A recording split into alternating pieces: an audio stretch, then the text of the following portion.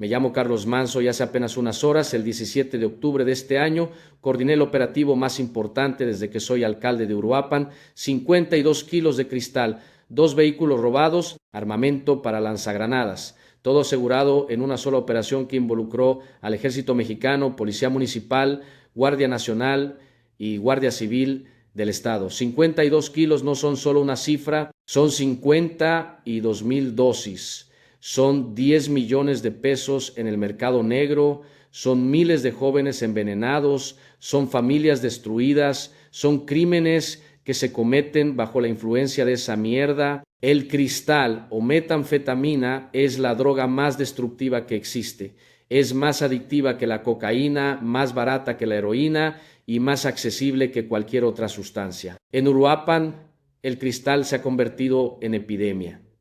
Lo venden en las esquinas, en las escuelas, en los barrios.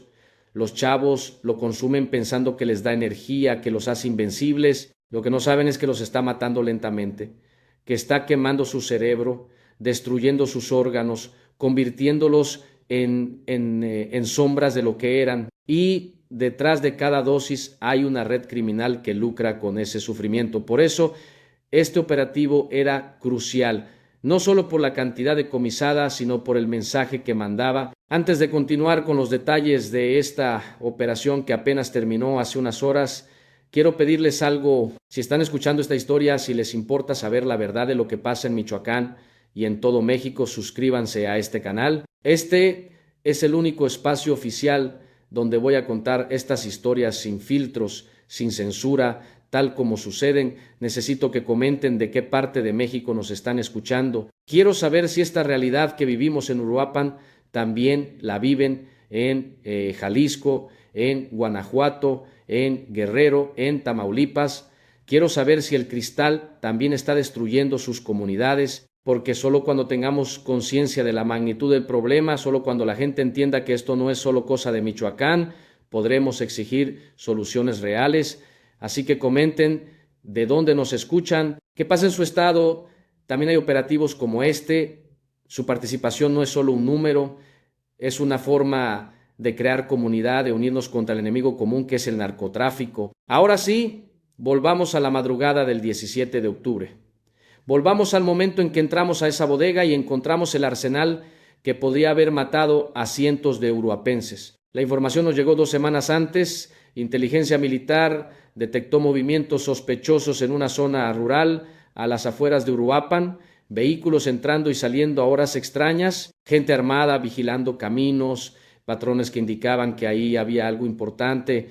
Como alcalde y coordinador de seguridad municipal, me integraron al grupo de planeación. Nos reunimos en instalaciones del ejército, lejos de oídos indiscretos. El comandante militar nos mostró fotografías aéreas tomadas por drones. Se veía claramente una propiedad aislada, rodeada de vegetación, con 2 camionetas estacionadas afuera. El análisis de inteligencia sugería que era un punto de almacenamiento y distribución de droga, no un laboratorio de producción, sino una bodega, un eslabón crítico en la cadena de suministro. El plan era simple en papel pero complejo en ejecución: rodear la zona con elementos de los 4 cuerpos de seguridad, asegurar el perímetro para que nadie escapara y entrar simultáneamente por 3 puntos diferentes. Timing perfecto, coordinación absoluta, 0 margen de error, porque si algo salía mal, si alguien alertaba a los criminales, toda la operación se vendría abajo. Y peor aún, podríamos tener bajas. Eso era lo que más me preocupaba, que alguno de mis elementos municipales cayera en el operativo. Pasamos días refinando cada detalle, estudiamos mapas, identificamos rutas de escape, establecimos protocolos de comunicación. Decidimos que el operativo sería de madrugada, cuando la vigilancia criminal es más laxa, cuando la gente duerme. El 16 de octubre por la noche empezó el despliegue. Elementos del Ejército, de la Guardia Nacional, de la Guardia Civil y de la Policía Municipal comenzaron a moverse hacia la zona desde diferentes direcciones. Yo iba en una de las unidades tácticas del Ejército, llevaba chaleco antibalas, casco, radio. No iba a quedarme en la oficina mientras mis hombres arriesgaban la vida. Eso nunca ha sido mi estilo. Desde que soy alcalde, he acompañado personalmente los operativos importantes. Algunos me critican por eso, dicen que es irresponsable, que pongo en riesgo mi vida innecesariamente, pero Yo creo que un líder debe estar donde está la acción, debe compartir el riesgo con su gente, debe entender en carne propia lo que significa enfrentar al crimen organizado. Y esa madrugada, mientras avanzábamos en silencio por caminos de terracería, sentí lo que siempre siento antes de un operativo: miedo mezclado con determinación, miedo de lo que podríamos encontrar, determinación de hacerlo de todas formas. Llegamos a la zona de aseguramiento a las 4 de la mañana, todavía estaba oscuro, el frío de octubre en Michoacán calaba los huesos, las unidades se posicionaron en silencio, rodeamos la propiedad desde 3 flancos diferentes. Yo estaba con el grupo que entraría por el frente, el comandante dio la señal por radio, todos nos movimos al mismo tiempo, irrumpimos en la propiedad con linternas y armas en alto. Gritos de "Alto Ejército Mexicano" resonaron en la oscuridad. Esperábamos resistencia, esperábamos disparos, pero no hubo nada. El lugar estaba abandonado, o al menos eso parecía. Mientras algunos elementos aseguraban el perímetro, otros comenzamos a inspeccionar las estructuras. Había una casa pequeña, un par de bodegas de lámina y las 2 camionetas que habíamos visto en las fotos aéreas. Empezamos por las camionetas. Eran jeep robados, sin placas, con compartimentos modificados. Abrimos las cajuelas y ahí estaba parte del cargamento, bolsas selladas con cristal, kilos y kilos de sustancia brillante que parecía vidrio molido, cada bolsa marcada con símbolos que indicaban su origen, cada bolsa representando muerte y destrucción. Pero eso era solo el principio. Lo peor estaba dentro de las bodegas. Cuando abrimos la primera bodega, el olor fue lo primero que golpeó. Un olor químico intenso que te quemaba la nariz. Adentro había mesas de trabajo, balanzas, bolsas de plástico, todo lo necesario para empaquetar droga, y en el fondo, apiladas contra la pared, estaban las cajas, cajas y más cajas llenas de cristal. Los elementos del ejército empezaron a sacarlas y contarlas: 1, 2, 5, 10, seguían saliendo, y con cada caja que salía el número crecía. Al final contamos 52 kilos exactos. Pero no solo era droga, también encontramos armamento. No pistolas comunes, armamento pesado, rifles de asalto, cargadores de alto calibre y, lo más preocupante, lanzagranadas, armas de guerra, armas que no tienen ningún propósito civil, armas diseñadas para matar masivamente. Encontrarlas ahí confirmaba algo que ya sabíamos, pero que daba escalofríos. El crimen organizado en Uruapan estaba armado como ejército. Tenían la capacidad de enfrentar a las fuerzas del gobierno de igual a igual, y probablemente lo habían hecho antes. En ese momento entendí la magnitud de lo que habíamos encontrado. No era solo un decomiso de droga, era el descubrimiento de una infraestructura completa de guerra y narcotráfico, y alguien en algún lugar estaba muy enojado porque se la habíamos quitado. Mientras el ejército y la Guardia Nacional aseguraban la evidencia, yo empecé a documentar todo con mi teléfono.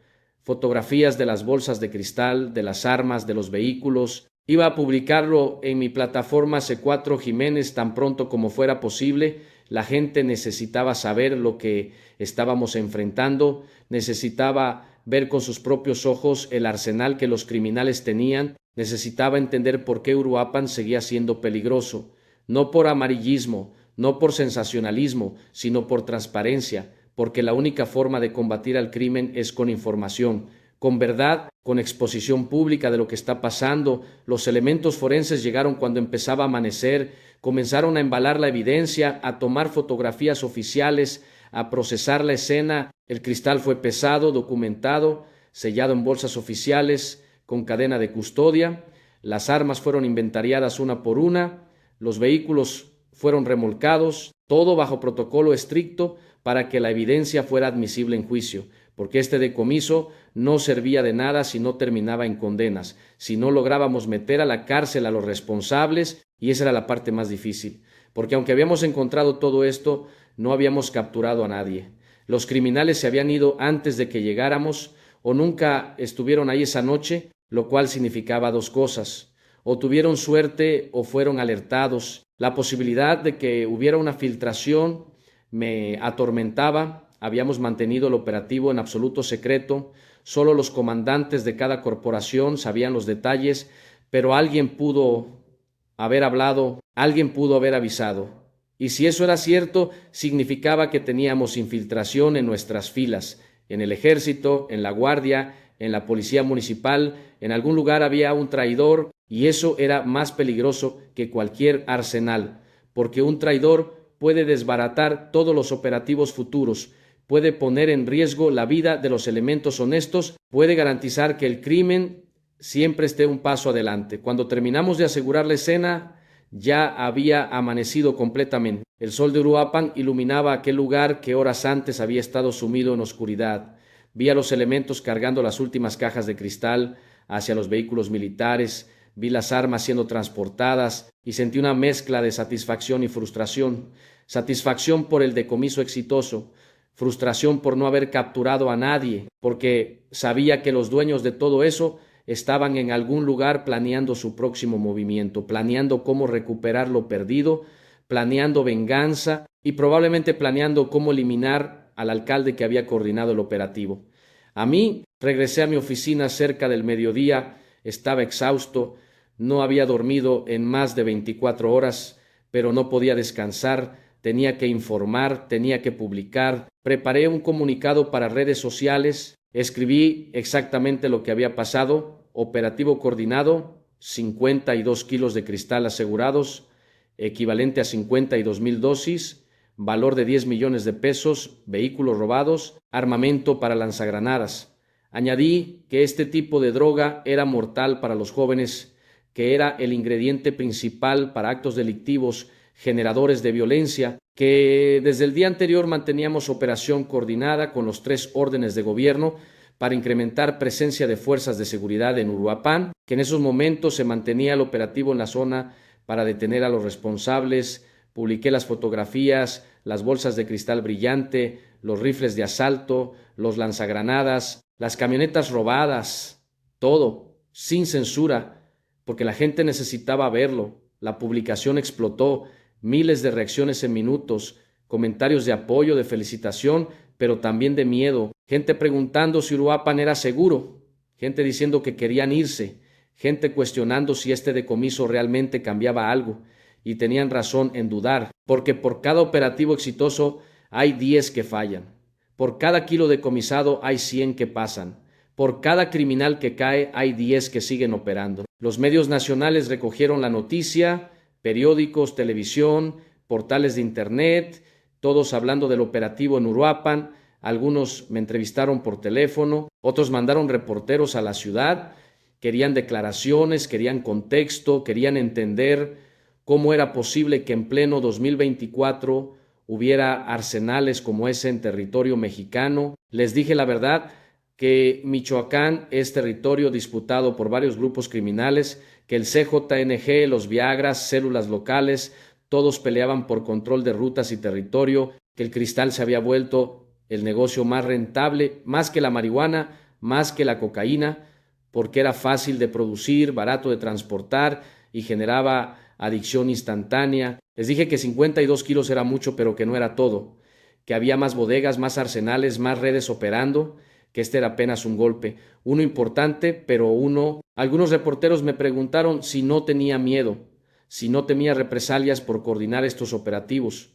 Les contesté con honestidad, claro que tenía miedo, cualquiera que dijera lo contrario estaría mintiendo, pero el miedo no podía paralizarme, no podía dejarme quieto, porque si todos los que tenemos miedo nos quedamos callados, entonces el crimen gana completamente. Entonces Uruapan se convierte en territorio perdido y yo no iba a permitir eso, no mientras fuera alcalde. Esta tarde, cuando finalmente pude sentarme en mi oficina después del operativo, pensé en todo lo que había visto en esas últimas horas, en esas bolsas de cristal que representaban miles de vidas destruidas, en esas bolsas de cristal que representaban miles de vidas destruidas, en esos lanzagranadas que podían haber sido usados contra civiles, contra policías, contra soldados, en toda esa infraestructura criminal que existía a pocos kilómetros del centro de Uruapan, y me pregunté cuántas más hay, cuántas bodegas como esa están operando sin que lo sepamos, cuánto cristal está entrando a las escuelas, a las colonias,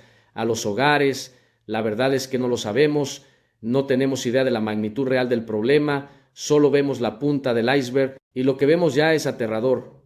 No podía sacarme de la cabeza una imagen, las bolsas de cristal apiladas contra la pared de la bodega, cada bolsa con suficiente droga para destruir docenas de vidas, y pensar que eso iba a terminar en las calles de Uruapan, en manos de chavos de 15, 16, 17 años, chavos como los que yo veo todos los días, chavos que todavía tienen futuro, que todavía tienen oportunidad, pero que una vez que prueban el cristal, ese futuro desaparece, porque el cristal no perdona, te engancha inmediatamente, te destruye rápidamente y te mata eventualmente. Los días siguientes fueron intensos. Mantuvimos presencia policial y militar reforzada en la zona del aseguramiento. Establecimos retenes en caminos de acceso. Realizamos patrullajes constantes. Buscábamos a los responsables. Teníamos algunas pistas, nombres que surgían de inteligencia, rostros captados por cámaras de vigilancia en las semanas previas, pero nadie concreto, nadie que pudiéramos detener con certeza. Era frustrante. Teníamos la droga, teníamos las armas, pero no teníamos a los culpables. Y sin culpables, el caso quedaba incompleto. Seguro iban a venir por su mercancía, o al menos iban a intentar vengarse. Por eso reforzamos también la seguridad en la ciudad, más patrullas en colonias conflictivas, más vigilancia en puntos estratégicos, más coordinación entre corporaciones. Sabíamos que habíamos tocado un nervio sensible, que 10 millones de pesos en droga decomisada era un golpe significativo para quien fuera el dueño, y que ese alguien no iba a quedarse de brazos cruzados. En mis redes sociales empezaron a llegar amenazas, mensajes anónimos diciéndome que me iban a matar, que pagara por lo que había hecho, que el decomiso me iba a costar la vida. No eran las primeras amenazas que recibía y probablemente no serían las últimas. Venían con el territorio, con el trabajo, con la decisión de no quedarme callado. Mi equipo de seguridad las tomó en serio, reforzaron mi escolta, cambiaron mis rutas, limitaron mi exposición pública, pero yo me negué a esconderme, seguí saliendo a la calle, seguí visitando colonias, seguí coordinando operativos, porque esconderse era darles el gusto. 2 semanas después del operativo, la Fiscalía nos informó que habían identificado a los posibles propietarios del aseguramiento. Eran miembros de una célula criminal local que trabajaba para el CJNG, gente que conocíamos de nombre, pero que nunca habíamos podido atrapar con las manos en la masa. Ahora teníamos evidencia suficiente para girar órdenes de aprehensión, para iniciar procesos legales. El problema era encontrarlos, porque en cuanto supieron del decomiso, desaparecieron. Se fueron de Uruapan, probablemente a otros estados, esperando que las cosas se calmaran. Pero no iban a calmarse, íbamos a perseguirlos hasta encontrarlos. Porque 52 kilos de cristal no era cualquier cosa, era un delito federal grave, era crimen organizado, era delincuencia que ameritaba décadas de prisión. Coordinamos con autoridades de otros estados, compartimos información de inteligencia, montamos operativos de búsqueda y eventualmente uno por uno empezaron a caer. El primero fue detenido en Jalisco, el segundo en Guanajuato, el tercero intentó cruzar a Estados Unidos y lo atraparon en la frontera. Cada detención era una pequeña victoria, cada captura cerraba un poco más el círculo y con cada uno que caía obteníamos más información, más nombres, más ubicaciones, más piezas del rompecabezas criminal que estábamos armando. El operativo del 17 de octubre había sido solo el principio. Lo que siguió fue una campaña sostenida de desarticulación de toda la red. Mientras todo esto pasaba, yo seguía con mi trabajo diario como alcalde, reuniones, supervisiones, atención a ciudadanos, pero mi cabeza estaba en el operativo, en el seguimiento, en las capturas. Me había vuelto obsesivo con el caso. Patricia, mi pareja, me lo decía, me decía que estaba descuidando otras cosas, que estaba poniendo demasiado en esto, y tenía razón, pero no podía evitarlo, porque este caso representaba todo lo que estaba mal en Uruapan: la droga destruyendo jóvenes, las armas sembrando terror, el crimen organizado operando con impunidad, y yo tenía que hacer algo, tenía que demostrar que sí se podía, que sí había autoridades dispuestas a enfrentarlos, que no todo estaba perdido. Los programas de prevención que habíamos implementado en las escuelas tomaron nueva urgencia después del decomiso. Fuimos a secundarias y preparatorias a hablar con los jóvenes, les mostramos fotos del cristal decomisado, les explicamos qué hace esa droga al cerebro, al cuerpo, a la vida. Les dijimos que una sola probada puede convertirte en adicto, que el cristal te roba todo, tu familia, tu futuro, tu alma. Algunos muchachos nos escuchaban con atención, otros con indiferencia. y algunos, los que más me preocupaban, con ojos que ya habían visto demasiado, ojos que conocían el cristal de primera mano, ojos que ya estaban perdidos. Esos eran los que me quitaban el sueño, porque sabía que estábamos llegando tarde, que el daño ya estaba hecho, pero al menos lo intentábamos. El valor del decomiso, 10 millones de pesos, generó debate. Algunos decían que era exagerado, que el gobierno inflaba las cifras para hacer parecer los operativos más importantes de lo que eran, pero yo había visto los cálculos. 52 kilos a precio de calle, divididos en dosis individuales, multiplicados por el precio promedio.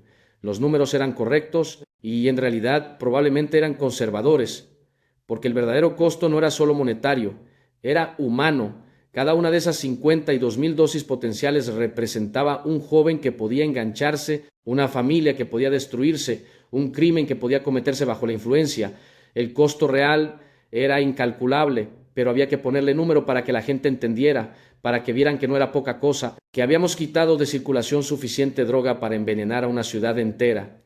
Los vehículos robados también contaban una historia. Eran jeeps de modelo reciente robados en otros estados, traídos a Uruapan para operaciones criminales. Uno tenía compartimentos secretos en las puertas, el otro tenía el chasis reforzado y vidrios blindados artesanalmente. Eran vehículos de trabajo diseñados para transportar droga, para escapar de persecuciones, para enfrentamientos.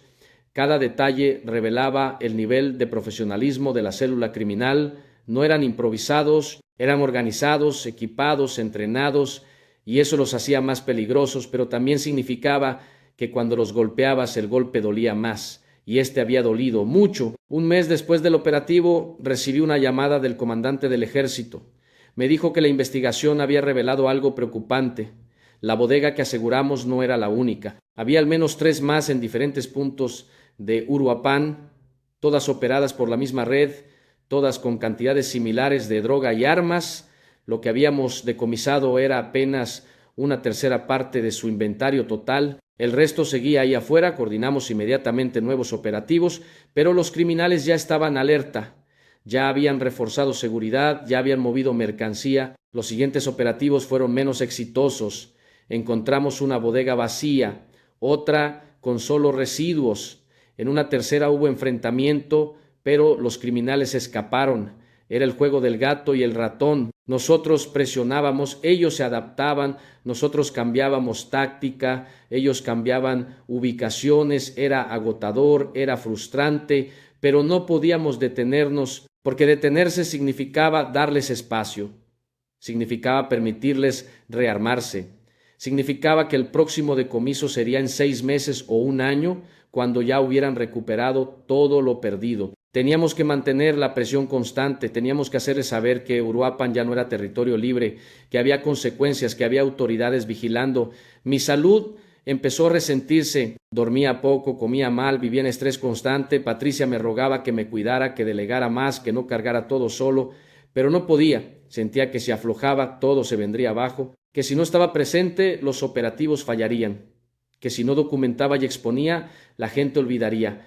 Era una carga pesada, demasiado pesada, pero era la carga que había elegido llevar cuando decidí ser alcalde de Uruapan. La repercusión del operativo está siendo inmediata.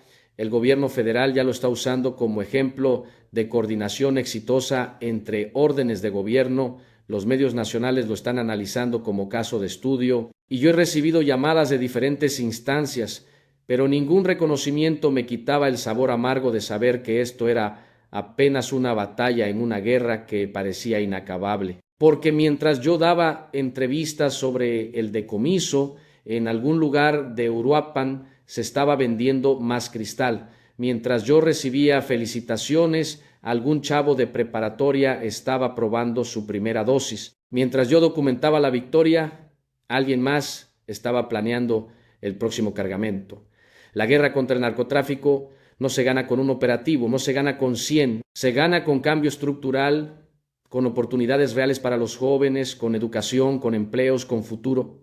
Y eso está más allá de lo que un alcalde puede hacer solo. Requiere voluntad política de todos los niveles, requiere inversión sostenida, requiere que la sociedad entera se involucre, porque mientras haya pobreza, mientras haya falta de oportunidades, mientras el crimen sea la única opción para muchos jóvenes, vamos a seguir decomisando droga, vamos a seguir asegurando armas, vamos a seguir peleando esta guerra sin final aparente. Esa es la verdad que nadie quiere escuchar, la verdad que yo tengo que decir, aunque me cueste popularidad, aunque me genere críticas, porque callarla sería mentir. Y yo no vine a mentir, vine a decir la verdad.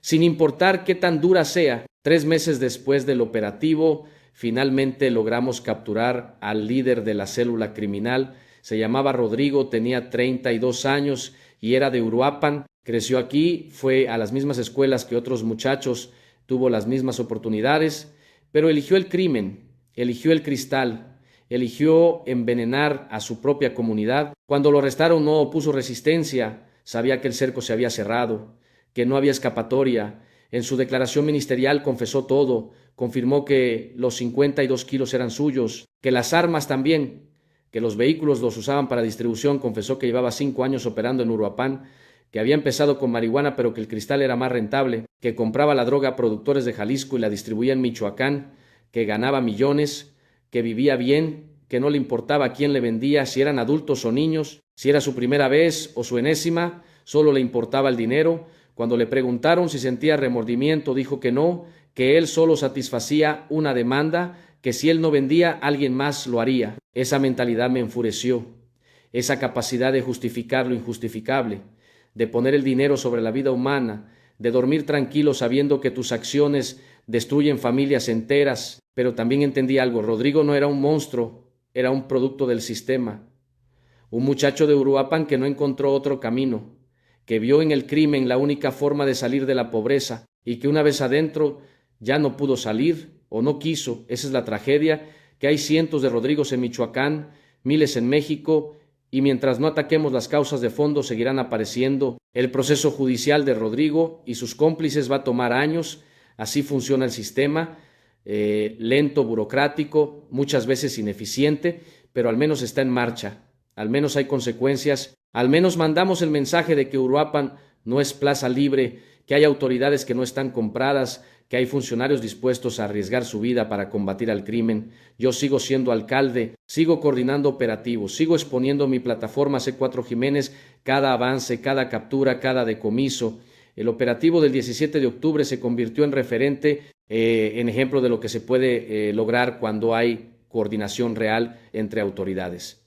Pero también se convirtió en recordatorio de lo que enfrentamos, de la magnitud del problema, de los arsenales que existen, de la droga que circula, de las vidas que se pierden, 52 kilos de cristal, 2 vehículos robados, armamento para lanzagranadas, 10 millones de pesos, 52,000 dosis potenciales. Esos números definen el operativo, pero no cuentan la historia completa, no cuentan las noches sin dormir, no cuentan el miedo antes de entrar a la bodega, no cuentan la frustración de no capturar a nadie en el momento, no cuentan las amenazas que vinieron después, no cuentan el peso de saber que mientras celebramos esta victoria, en algún lugar ya están planeando el siguiente cargamento. Esa es mi realidad, esa es la realidad de Uruapan, una ciudad hermosa destruida por el narcotráfico, una comunidad resiliente golpeada constantemente por la violencia y un alcalde que no se rinde, que sigue peleando aunque sepa que la guerra es desigual, porque rendirse no es opción, nunca lo ha sido, nunca lo será. Lo que nadie sabe, lo que no he contado hasta ahora, es lo que pasó 2 días después del operativo. Una tarde recibí una llamada de un número desconocido. Cuando contesté, una voz distorsionada me dijo algo que me heló la sangre. Licenciado Manso nos quitó 10 millones. Vamos a cobrárselos con intereses. Colgaron, no hubo más, solo esa amenaza directa. Mi equipo de seguridad rastreó la llamada. Venía de un teléfono desechable activado ese mismo día en la periferia de Uruapan. Imposible de rastrear. Reforzaron mi escolta inmediatamente. Cambiaron todas mis rutas, me pidieron que no saliera de casa más que para lo estrictamente necesario, pero yo me negué, porque si me escondía, ellos ganaban. Si dejaba de coordinar operativos por miedo, entonces el mensaje era que las amenazas funcionan, y no podía permitir eso. Así que seguí con mi rutina, seguí yendo a las colonias, seguí supervisando retenes, seguí documentando en mis redes, Pero no voy a mentir, cada vez que subía a mi camioneta me preguntaba si esa sería la última vez. Cada vez que llegaba a un operativo, escaneaba los edificios cercanos buscando francotiradores. Cada vez que publicaba en redes, esperaba la respuesta violenta. Vivir así es agotador, es paralizante, pero es la realidad de quienes enfrentamos al crimen organizado en México. Las amenazas no se quedaron en llamadas. Una semana después del operativo, apareció una narcomanta en un puente de la carretera que conecta Uruapan con Morelia. Era un mensaje directo para mí, decía mi nombre completo, decía que era un traidor, que había robado lo que no era mío, que iban a cobrarme, que mi familia pagaría. La última línea me destrozó. Tus hijos van a pagar por lo que hiciste. Tengo 2 hijos, un varón de 14 y una niña de 11. Viven conmigo y con su madre.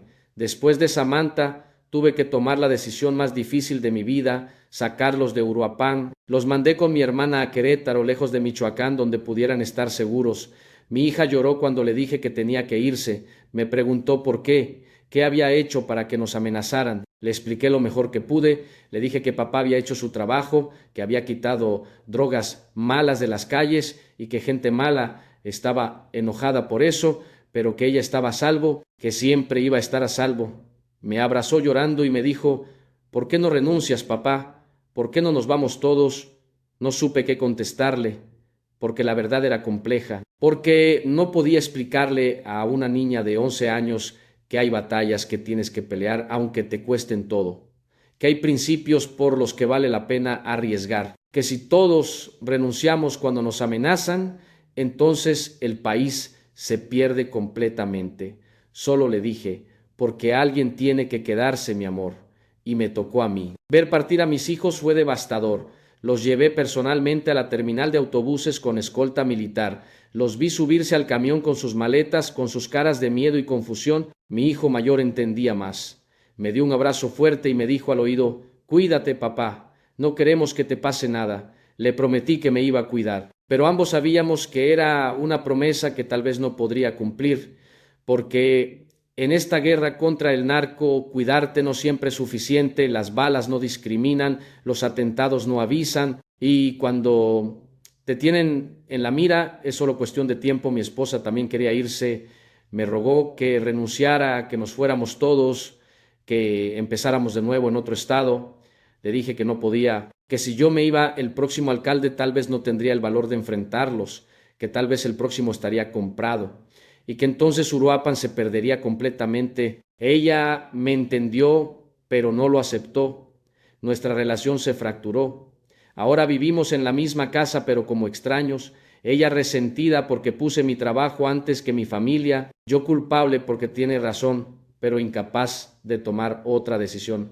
Esa es otra víctima del narco que nadie cuenta. Las familias de quienes lo combaten, las esposas que viven con miedo constante, los hijos que crecen sin padre porque está muerto o porque está tan obsesionado con el trabajo que nunca está presente. Los matrimonios que se rompen bajo el peso del estrés y el peligro. Después de que mis hijos se fueron, me volví más agresivo en los operativos. Algunos dirían que me volví temerario, que empecé a tomar riesgos innecesarios, y tal vez tengan razón, pero yo lo veía diferente. Si ya me habían amenazado, si ya habían puesto precio a mi cabeza, entonces no tenía nada más que perder, entonces podía ser más efectivo, más directo, más letal contra ellos. Coordiné operativos de madrugada en las colonias más peligrosas. Fui personalmente a cateos donde sabíamos que había resistencia. Expuse en mis redes información cada vez más sensible, nombres de criminales, ubicaciones de casas de seguridad, fotografías de arsenales. Me convertí en su peor pesadilla,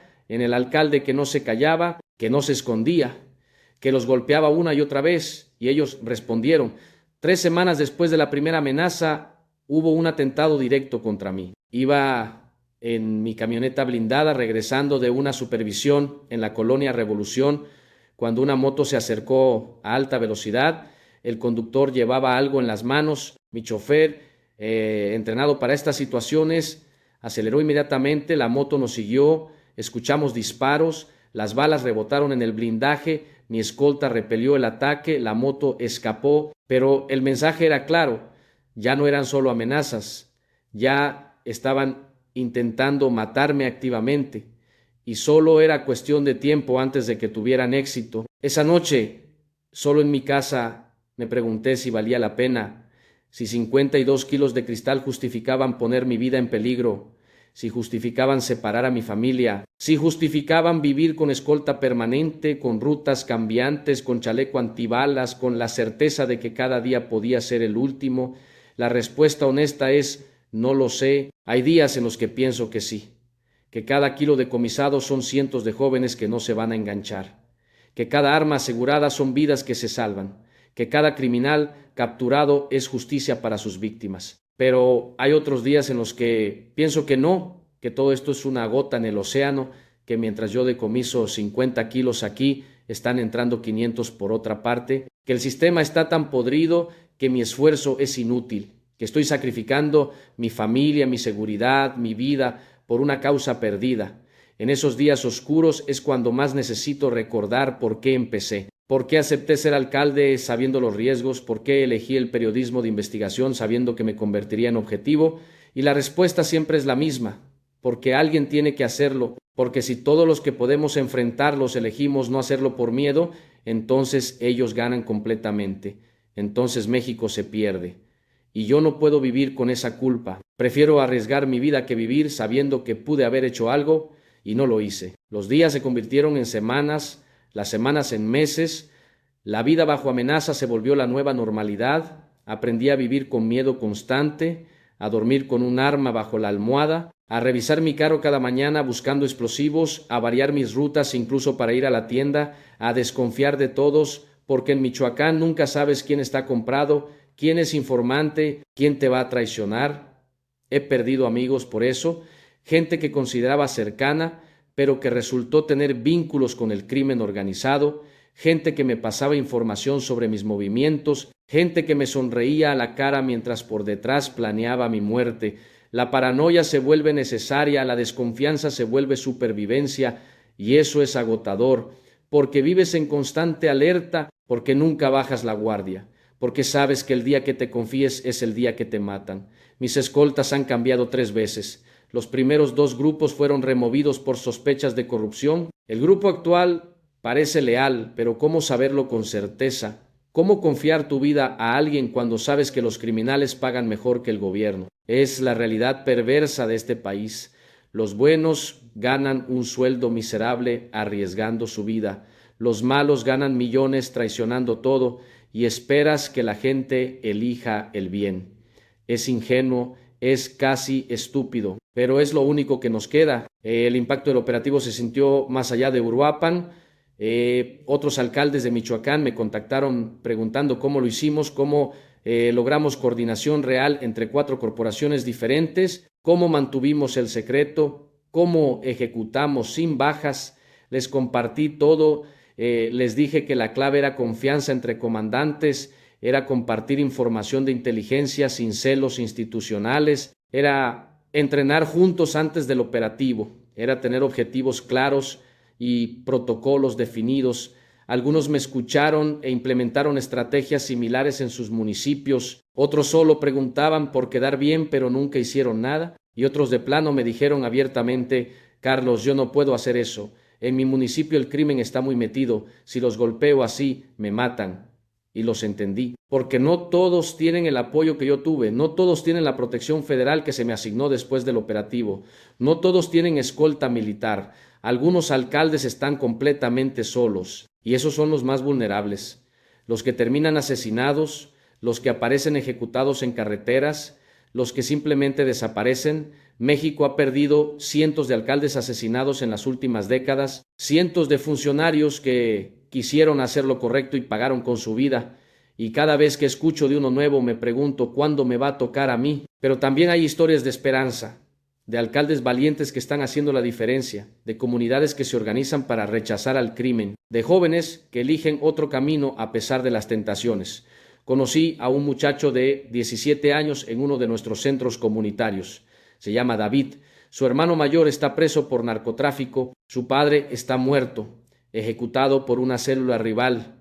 Todos en su colonia esperaban que David siguiera el mismo camino, que entrara al negocio familiar, que se convirtiera en el próximo sicario. Pero David eligió diferente.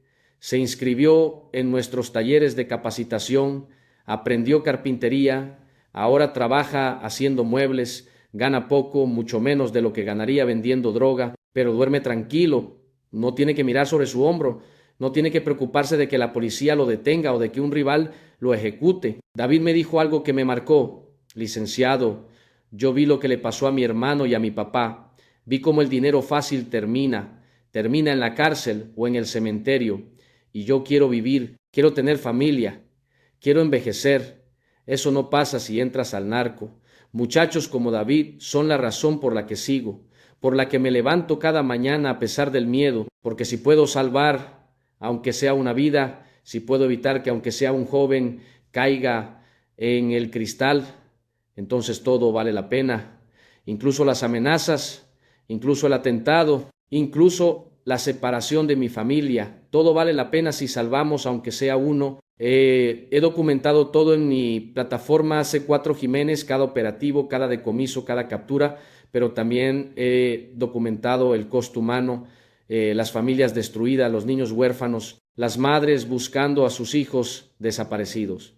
Porque la guerra contra el narco no es solo de números, no es solo de kilos decomisados y criminales capturados, es de vidas destrozadas, de comunidades fragmentadas, de un país que sangra y sangra sin parar, y alguien tiene que contarlo, alguien tiene que poner rostro al dolor, alguien tiene que hacer que la sociedad entienda que esto no es normal, que no podemos acostumbrarnos, que cada muerto es una tragedia, que cada familia rota es un fracaso colectivo. He recibido críticas por eso. Me dicen que soy muy crudo, que expongo demasiado, que genero pánico, pero yo creo que el pánico es necesario, que la incomodidad es necesaria, porque solo cuando la gente se incomode, solo cuando deje de ver las noticias del narco como algo lejano, solo entonces exigiremos cambios reales, solo entonces la presión social forzará a los gobiernos a actuar, a dejar de simular, a dejar de dar cifras infladas que no significan nada, a realmente atacar el problema de raíz, y esa raíz es la pobreza, es la falta de oportunidades, es la corrupción, es todo lo que hace que un muchacho de 17 años vea en el cristal su única opción de futuro. El operativo del 17 de octubre no terminó con el aseguramiento, fue solo el principio de algo más grande, desató una serie de acciones que siguen desarrollándose hasta hoy. Seguimos rastreando la red de distribución, seguimos identificando cómplices, seguimos desmantelando célula por célula la estructura que permitía que 52 kilos de cristal operaran en Uruapan. Es trabajo lento, es trabajo peligroso, pero es trabajo necesario, porque si solo nos quedamos con el decomiso y no perseguimos a toda la red, entonces en 6 meses estarán operando de nuevo, con otro nombre, en otra ubicación, pero operando. Por eso la presión tiene que ser constante, por eso no podemos bajar la guardia, por eso sigo aquí a pesar de las amenazas, a pesar del miedo, a pesar de todo, porque el día que me rinda, el día que me vaya, el día que renuncie, ese día Uruapan pierde. Y yo no vine a perder, vine a pelear hasta el final. Sea cual sea ese final, ya sea que logremos limpiar la ciudad o que me maten en el intento, cualquiera de los dos es mejor que vivir con la culpa de no haber hecho nada. Esta es mi guerra, esta es mi batalla, y la voy a pelear hasta que físicamente no pueda más. Esa es mi promesa para Uruapan, para Michoacán, para México y para todos ustedes que me están escuchando y que también sufren la violencia del narco en sus estados. No están solos, seguimos peleando y no vamos a parar.